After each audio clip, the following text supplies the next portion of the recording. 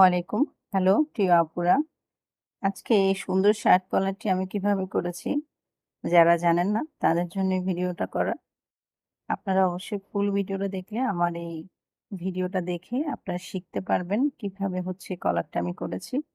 আমি কলারটা আগেই হচ্ছে কেটে নিয়েছি, আয়রন করে নিয়েছিলাম।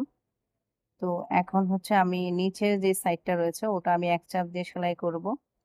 তো আমার ভিডিওটা আপনারা ফুল যদি দেখেন, একদম সহজ নিয়মে আমি আপনাদেরকে দেখাবো কিভাবে কলারটা আমি রেডি করেছি। তো ভিডিওটা আশা করি ফুল দেখবেন আর শিখে নেবেন কিভাবে কলারটা আমি করেছি।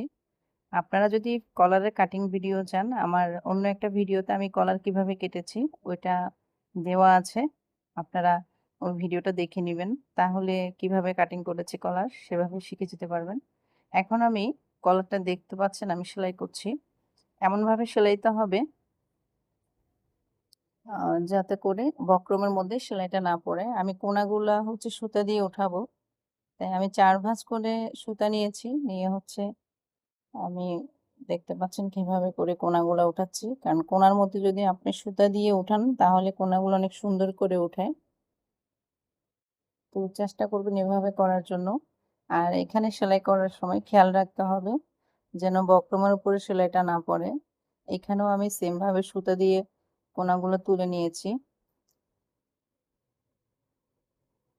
মাথাগুলোতে ব্যাগ স্টিক মেরে দিবেন। এরপর বাড়তি যে কাপড়টা রয়েছে সেটা আমি কেটে ফেলবো।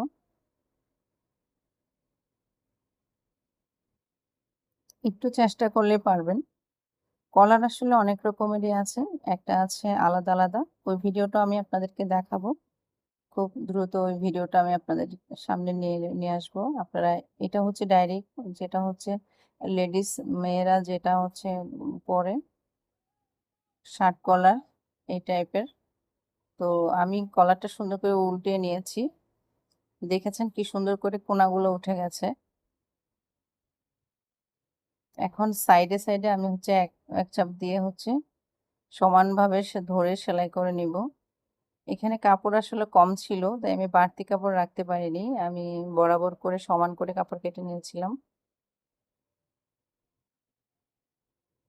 আমি সুতাগুলো বের করে ফেলেছি।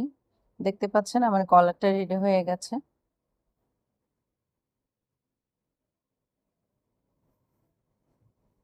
এটা সেলাইয়ের জন্য যতটুকু কাপড় প্রয়োজন অতটুকু কাপড়ই রাখবেন, রেখে হচ্ছে বাকিটা কেটে ফেলবেন।